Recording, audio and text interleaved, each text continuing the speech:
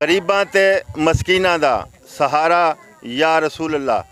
पाकिस्तान को बने 76 साल हो चुके हैं, मगर पाकिस्तान में बसने वाले कुछ ऐसे ख़ानदान भी हैं जिन्हें खाना बदोश कहा जाता है।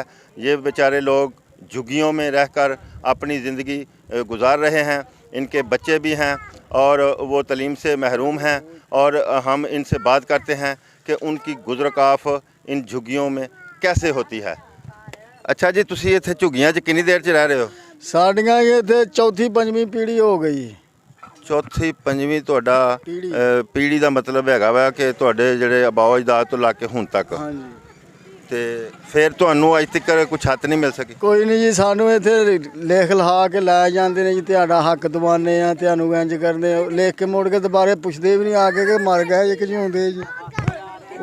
ਤੇ ਹੁਣ ਇਹ ਜਦੋਂ ਬਾਰਿਸ਼ ਆਂਦੀ ਹੈ, ਇਹ ਤੁਸੀਂ ਝੁੱਗੀਆਂ ਲਾਈਆਂ ਹੋਈਆਂ ਨੇ, ਅਸੀਂ ਦੇਖ ਰਹੇ ਹਾਂ, ਬਾਰਿਸ਼ ਆਂਦੀ ਹੈ ਤੇ ਫਿਰ ਤੁਹਾਡਾ ਜਾਂ ਹਨੇਰੀ ਆ ਜਾਂਦੀ ਹੈ, ਤੂਫਾਨ ਆ ਜਾਂਦਾ ਤੇ ਫਿਰ ਕਿਸ ਤਰ੍ਹਾਂ ਗੁਜ਼ਾਰਾ ਹੁੰਦਾ? ਇਹ ਬੁਰਾ ਹਾਲ ਹੁੰਦਾ, ਬਾਰਿਸ਼ ਚੋਂਦੀ ਰਹਿੰਦੀ, ਨੀਂਦਰ ਵੀ ਨਹੀਂ ਆਉਂਦੀ ਤੇ ਬਾਰਿਸ਼ ਚੋ ਕੇ ਝੁੱਗੀ ਉੱਤੇ ਕਦੀ ਇੱਥੋਂ ਚੋਇਆ ਮਾਰ, ਕਦੀ ਉੱਥੋਂ, ਕਦੀ ਕਿਤੋਂ, ਫਿਰ ਇਸੇ ਤਰ੍ਹਾਂ ਗੁਜ਼ਾਰਾ ਹੋ ਜਾਂਦਾ ਤੇ ਰੱਬ ਦਾ ਸ਼ੁਕਰਦਾ ਕਰ ਛੱਡੀਦਾ। ਇਹ ਜਿੱਥੇ ਤੁਸੀਂ ਹੁਣ ਝੁੱਗੀਆਂ ਲਾਈਆਂ ਹੋਈਆਂ ਨੇ, ਹਾਂਜੀ, ਇਹ ਅਗਰ ਇੱਥੋਂ ਆ ਕੇ ਤੁਹਾਨੂੰ ਉਹ ਮਾਲਕ ਕਹਿ ਦੇਣ ਕਿ ਇੱਥੋਂ ਚੁੱਕ ਲਵੋ ਤੇ ਫਿਰ ਕਿੱਥੇ ਜਾਓਗੇ? ਫਿਰ ਕਿਸੇ ਹੋਰ ਥਾਂ ਤੇ ਲਾ ਕੇ ਜਾ ਕੇ। ਸਾਡਾ ਤੇ ਕੋਈ ਹਾਲ ਹੀ ਨਹੀਂ ਨਾ ਹੈਗਾ, ਪਾਕਿਸਤਾਨ ਦੇ ਵਿੱਚ ਵੀ ਰਹਿੰਦੇ ਤੇ ਫਿਰ ਵੀ ਨਾਰੇ ਅਸੀਂ ਪਾਕਿਸਤਾਨ ਦੇ ਹੀ ਲਾਉਂਦੇ। ਤੁਹਾਡੇ ਵੋਟ ਵੀ ਬਣੇ ਹੋਏ ਨੇ? ਸਾਰਾ ਕੁਛ ਹੀ ਬਣਿਆ ਜੀ, ਸ਼ਨਾਖਤੀ ਕਾਰਡ, ਵੋਟ, ਸਾਰਾ ਕੁਛ ਹੀ। ਬਾਕੀ ਸਾਡੇ ਤੋਂ ਲਾ ਲੈਂਦੇ ਨੇ, ਸਾਨੂੰ ਕੋਈ ਨਹੀਂ ਸਾਡਾ ਹੱਲ ਕਰਦੇ। ਤੁਹਾਡੇ ਇਹ ਛੋਟੇ ਛੋਟੇ ਬੱਚੇ ਨੇ ਤੇ ਇਹ ਸਕੂਲ ਜਾਂਦੇ ਨੇ? ਕੋਈ ਸਹੂਲਤ ਹੀ ਕੋਈ ਨਹੀਂ ਹੈ ਸਾਨੂੰ ਕੋਈ। ਤੇ ਤੁਸੀਂ ਆਪ ਕੀ ਕੰਮ ਕਰਦੇ ਹੋ? ਆਪ ਅਸੀਂ ਆ ਕਬਾੜ ਦਾ ਕੰਮ, ਰੂੜੀਆਂ ਤੋਂ ਕਚਰਾ ਕੁਚਰਾ ਚੁੱਕ ਕੇ ਆਪਣਾ ਗੁਜ਼ਾਰਾ ਕਰ ਲਈਦਾ। ਰੂੜੀਆਂ ਤੋਂ ਤੁਸੀਂ ਕਚਰਾ ਚੁੱਕ ਕੇ ਲੈਂਦੇ ਹੋ, ਅਸੀਂ ਦੇਖ ਰਹੇ ਹਾਂ। ਇਹ ਜਿਹੜਾ ਕਚਰਾ ਆ ਇਹ ਕਿੰਨੇ ਦਾ ਫਿਰ ਵਿਕ ਜਾਂਦਾ ਹੈ? ਇੱਕ ਬਸ ਗੁਜ਼ਾਰਾ ਹੋ ਜਾਂਦਾ, ਰੋਟੀ ਟੁੱਕਰ ਸ਼ਾਮ ਦੀ ਹੋ ਜਾਂਦੀ, ਉਹ ਖਾ ਕੇ ਗੁਜ਼ਾਰਾ ਰੱਬ ਦਾ ਸ਼ੁਕਰਦਾ ਕਰ ਛੱਡੀਦਾ ਤੇ ਸੀਸਾਂ ਦੇ ਛੱਡੀਦੀਆਂ ਨੇ ਵੱਡਿਆਂ ਹੁਕਮਰਾਨਾਂ ਨੂੰ। ਤੇ ਰੋਟੀ ਪਾਣੀ ਜਿਹੜਾ ਤੁਸੀਂ ਕਰਦੇ ਹੋ, ਗੋਸ਼ਤ ਵੀ ਪਕਾਉਂਦੇ ਹੋ? ਨਹੀਂ ਜੀ, ਗੋਸ਼ਤ ਕਿੱਥੇ, ਗੋਸ਼ਤ ਸਾਡੇ ਜਾਂ ਮਸਕੀਨਾਂ ਨੂੰ ਕਿੱਥੇ ਮਿਲਦਾ ਖਾਣ ਨੂੰ। ਅੱਗ ਦੇ ਮਿਰਚ ਗੰਡੇ ਨਾਲ ਕੁੱਟ ਕੇ ਖਾ ਲਈ, ਕਿਤੇ ਆਂਡੇ ਦੋ ਮੰਗਾ ਕੇ ਭੁਰਜੀ ਗੰਡਿਆਂ 'ਚ ਪਕਾ ਕੇ ਖਾ ਲਈ, ਬਸ ਇਹ ਕੋਸ਼ਿਸ਼। ਜਾਂ ਕੋਈ ਦਾਲ ਪਕਾ ਕੇ ਖਾ ਲਈ ਜਾਂ ਸਬਜ਼ੀ ਖਾ ਲਈ। ਹੋਰ ਗੋਸ਼ਤ ਤੇ ਸਾਨੂੰ ਲੱਭਦਾ ਨਹੀਂ, ਇੰਨਾ ਮਹਿੰਗਾ ਹੋ ਗਿਆ। ਗੋਸ਼ਤ ਤੁਹਾਨੂੰ ਈਦ ਦੀ ਫਿਰ ਮਿਲਦਾ ਹੋਣਾ? ਉਹ ਈਦ ਤੇ ਗੋਸ਼ਤ ਖਾਈਦਾ ਸਾਲ ਬਾਅਦ।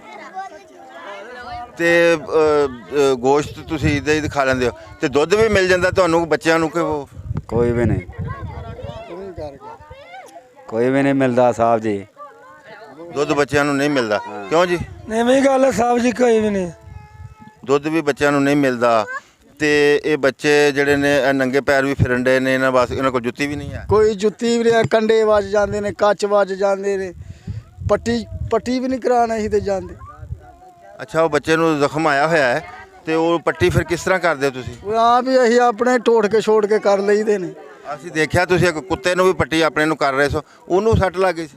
ਹਾਂਜੀ, ਉਹਨੂੰ ਕੁੱਤੇ ਲੜੇ ਨੇ, ਉਹਨੂੰ ਦੰਦ ਲੱਗ ਗਿਆ, ਕੀੜੇ ਪੈ ਗਏ, ਉਹਦੇ 'ਚ ਦਵਾ ਪਾਈ ਤੇ ਉਹ ਅੱਲਾ ਦੀ ਸਬੁਰਦ, ਉਹਦੇ ਤੇ ਨੇਕੀ ਕੀਤੀ, ਇਹਦਾ ਸਿਲਾ ਰੱਬ ਨੇ ਦੇਣਾ। ਇਹ ਫਿਰ ਤੁਸੀਂ ਨਮਾਜ਼ ਨਮੂਜ਼ ਨਾਲ ਝੁੱਗੀਆਂ 'ਚ ਪੜ੍ਹਦੇ ਹੋ? ਇੱਥੇ ਪੜੀ ਦਾ ਸਾਰਾ ਕੁਛ, ਨਮਾਜ਼ ਵੀ ਤਜਦਾਲੇ ਉੱਠ ਕੇ ਸੁਬਾਹ ਦੀ 4 ਰਕਾਤਾਂ ਨੂੰ ਪੜ੍ਹ ਲਈਦੀਆਂ। ਤੇ ਹੁਣ ਹਕੂਮਤ ਨੂੰ ਤੁਸੀਂ ਕੀ ਅਪੀਲ ਕਰਨਾ ਚਾਹੋਗੇ?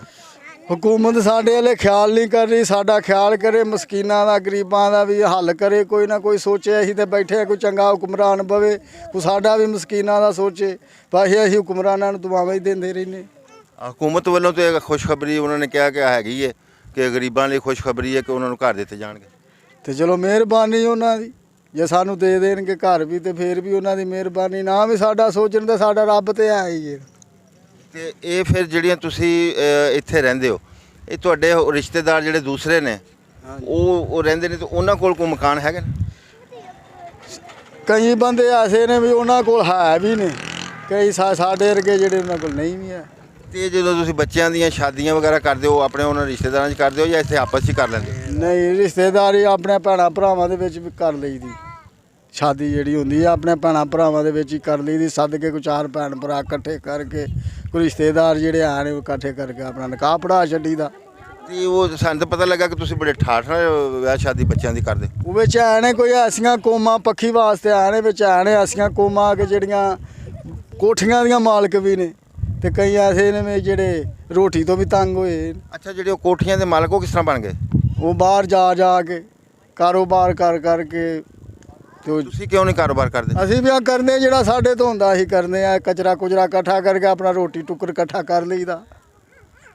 ਤੇ ਇਹ ਰਾਤ ਨੂੰ ਇੱਥੇ ਮੈਂ ਦੇਖ ਰਿਹਾ ਗੰਦ ਬਹੁਤ ਹੈ ਤੇ ਕੁਛ ਸੱਪ ਕੋਈ ਚੀਜ਼ਾਂ ਉੱਤੇ ਨਹੀਂ ਨਿਕਲ ਆਉਂਦੀਆਂ? ਨੀਂਦਰ ਹੀ ਨਹੀਂ ਆਉਂਦੀ ਤਾਂ ਜਾਗਦਿਆਂ ਰਹੀਦਾ। ਕੁਛ ਆਏ ਨਾ ਕੋਈ ਇਧਰੋਂ ਨਾ ਵੱਢ ਖਾਵੇ, ਕੋਈ ਇਧਰੋਂ ਨਾ ਕੋਈ ਚੀਜ਼ ਬੱਚੇ ਦੇ ਕੰਨ 'ਚ ਵੜ ਜਾਵੇ, ਵਹਿੰਦਿਆਂ ਰਹੀਦਾ, ਖਿਆਲ ਕਰੀਦਾ ਆਪਣਾ। ਤੇ ਇਹਨਾਂ ਦੇ ਵਿੱਚ ਮੈਂ ਦੇਖ ਰਿਹਾ ਵਾਂ ਕਿ ਤੁਹਾਡੇ ਕੋਲ ਤੇ ਚਾਰਪਾਈਆਂ ਵੀ ਨਹੀਂ ਹੈਗੀਆਂ, ਤੁਸੀਂ ਉਹ ਇੱਟਾਂ ਜੋੜ ਕੇ ਤੇ ਉਹ ਬਣਾਇਆ ਹੋਇਆ।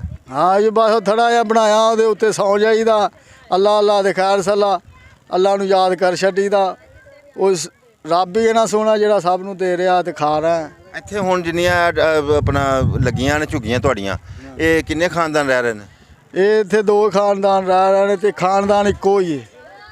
ਇਹ ਇੱਕੋ ਹੀ, ਸਾਡਾ ਮਾਮਾ ਵੀ ਹੈ, ਪਿਓ ਵੀ ਹੈ, ਸਾਰਾ ਕੁਛ ਇੱਕੋ ਹੀ ਹੈ।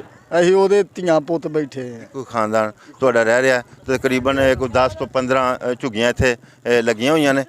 ਗੁੜੀਆ, ਤੁਸੀਂ ਤੁਹਾਡੇ ਕਿੰਨੇ ਬੱਚੇ ਨੇ? ਮੇਰੇ 5 ਬੱਚੇ ਨੇ। ਮਾਸ਼ਾਅੱਲਾ, ਤੁਹਾਡੇ 5 ਬੱਚੇ ਨੇ। ਤੇ ਖਾਮਦ ਕੀ ਕਰਦਾ? ਮੇਰਾ ਕੰਮ ਤੇ ਇਹੋ ਹੀ ਸੈਲ ਸੂਲ ਬਾਹਰ ਕਰਦਾ।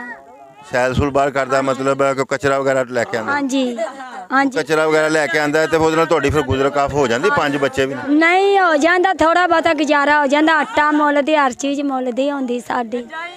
ਛੋਟੇ ਤੁਹਾਡੇ ਬੱਚੇ? ਹਾਂਜੀ, ਲਾਈਟ ਵੀ ਸਾਡੇ ਘਰ ਕੋਈ, ਬਿਜਲੀ ਦਾ ਵੀ ਇੱਥੇ ਕੋਈ ਇੰਤਜ਼ਾਮ ਨਹੀਂ ਹੈਗਾ। ਤੇ ਰੋਟੀ ਫਿਰ ਤੁਸੀਂ ਉਹ ਲੱਕੜੀਆਂ ਨਾਲ ਚੁੱਲ੍ਹੇ ਤੇ ਬਣਾ? ਹਾਂਜੀ, ਲੱਕੜੀਆਂ ਨਾਲ ਹੀ ਪਕਾਈ ਦੀ। ਤੇ ਉਹ ਜਦੋਂ ਤੁਹਾਨੂੰ ਬਾਰਿਸ਼ ਵਗੈਰਾ ਆ ਜਾਂਦੀ ਹੈ ਤੇ ਫਿਰ ਕਿਸ ਤਰ੍ਹਾਂ? ਜਿੱਦਾਂ ਬਾਰਿਸ਼ ਆਂਦੇ ਅੰਦਰ ਪਾਣੀ ਆ ਜਾਂਦਾ, ਡੁੱਬ ਜਾਈਦਾ ਹੈ। ਮਕਾ ਝੁੱਗੀਆਂ ਵਿੱਚ ਆਉਣ ਲੱਗ ਪੈਂਦੀਆਂ ਨੇ। ਫਿਰ ਰਾਤ ਕਿਸ ਤਰ੍ਹਾਂ ਗੁਜ਼ਰਦੀ ਹੋਏਗੀ? ਬੈਠ ਕੇ ਬਹਿ ਜਾਈਦਾ ਜਾਂ ਖੜੇ ਹੋ ਜਾਈਦਾ। ਤੇ ਛੋਟੇ ਛੋਟੇ ਬੱਚੇ ਨੇ, ਇਹਨਾਂ ਨੂੰ ਦੁੱਧ ਤੁਹਾਨੂੰ ਮਿਲ ਜਾਂਦਾ? ਲੈਂਦੇ ਹੋ ਦੁੱਧ, ਬੱਚਿਆਂ ਨੂੰ ਪਿਲਾਉਂਦੇ ਹੋ? ਨਹੀਂ, ਮੇਰੇ ਬੱਚਾ ਵੱਡਾ ਹੈ, ਉਹਨੂੰ ਮੈਂ ਬਾਜ਼ਾਰੀ ਦੁੱਧ ਹੀ ਲਾਉਂਦੀ ਰਹੀ। ਆ ਜਿਹੜਾ ਤੁਹਾਡਾ ਛੋਟਾ ਜਿਹਾ ਬੱਚਾ ਤੁਸੀਂ ਚੁੱਕਿਆ ਹੈ, ਇਹਨਾਂ ਬੱਚਿਆਂ ਦਾ ਦੁੱਧ ਤੁਸੀਂ ਪਿਲਾਉਂਦੇ ਹੋ, ਇਹਨਾਂ ਨੂੰ ਮੰਗਾਉਂਦੇ ਹੋ? ਗੁੰਜਾਇਸ਼ ਹੀ ਨਹੀਂ ਹੁੰਦੀ ਕਿ ਦੁੱਧ ਕਿੱਥੋਂ ਮੰਗਾ ਲਈਏ। ਫਿਰ ਘਰ ਦਾ ਜਿਸ ਤਰ੍ਹਾਂ ਦਾ ਸਰਕਟ ਚੱਲਦਾ ਇਸ ਤਰ੍ਹਾਂ ਦਾ ਗੁਜ਼ਾਰਾ ਕਰ ਲਈਦਾ ਬਸ। ਬੱਚਿਆਂ ਲਈ ਤੁਸੀਂ ਦੁੱਧ ਵੀ ਨਹੀਂ ਮੰਗਵਾ ਸਕਦੇ ਤੇ ਰਾਤ ਜਦੋਂ ਹੋ ਜਾਂਦੀ ਹੈ, ਇੱਥੇ ਹਨੇਰੀ ਰਾਤ ਹੁੰਦੀ ਹੈ, ਬਿਜਲੀ ਵੀ ਨਹੀਂ ਹੈ, ਕਿਸੇ ਕਿਸਮ ਦਾ ਕੋਈ ਇੰਤਜ਼ਾਮ ਨਹੀਂ ਹੈ, ਕੋਈ ਸੱਪ ਕੋਈ ਹੋਰ ਚੀਜ਼ਾਂ ਨਿਕਲ ਆਉਂਦੀਆਂ ਹੋਣਗੀਆਂ? ਨਿਕਲਦੀਆਂ ਨੇ ਜੀ, ਸਭ ਜੀ ਜਾਗਦਿਆਂ ਰਹੀਦਾ, ਸੌ ਨਹੀਂ ਸਕੀਦਾ ਸਹੀ ਤਰੀਕੇ ਨਾਲ। ਬੱਚਿਆਂ ਦਾ ਕਦੀ ਸੌਂ ਲਾ, ਕਦੀ ਉੱਠ ਪਾ, ਇਸ ਤਰ੍ਹਾਂ ਸਾਡਾ ਹੁੰਦਾ ਨਾ। ਰਾਤ ਦੀ ਨੀਂਦਰ ਦਾ ਸਕੂਨ। ਰਾਤ ਨੂੰ ਤੁਸੀਂ ਸੌ ਨਹੀਂ ਸਕਦੇ, ਫਿਰ ਤੁਸੀਂ ਦਿਨ ਟਾਈਮ ਸੌ ਜਾਂਦੇ ਹੋ?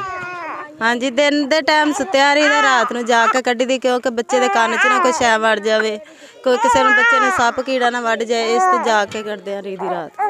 ਕੁੱਤੇ ਵਗੈਰਾ ਵੀ ਕਾਫੀ ਨੇ ਤੇ ਭੌਂਕਦੇ ਹੋਣਗੇ ਤੇ ਨੀਂਦਰ ਤੇ ਤੁਹਾਨੂੰ ਆਉਂਦੀ ਨਹੀਂ ਤੇ ਬੱਚੇ ਸੌ ਜਾਂਦੇ ਨੇ?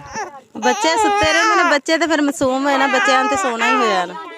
ਬੱਚੇ ਫਿਰ ਸੋਣਾ ਹੁੰਦਾ क्योंकि हालात ही साढ़े हो जाने, बच्चे सुते रहते हैं, आप जागते रहिए।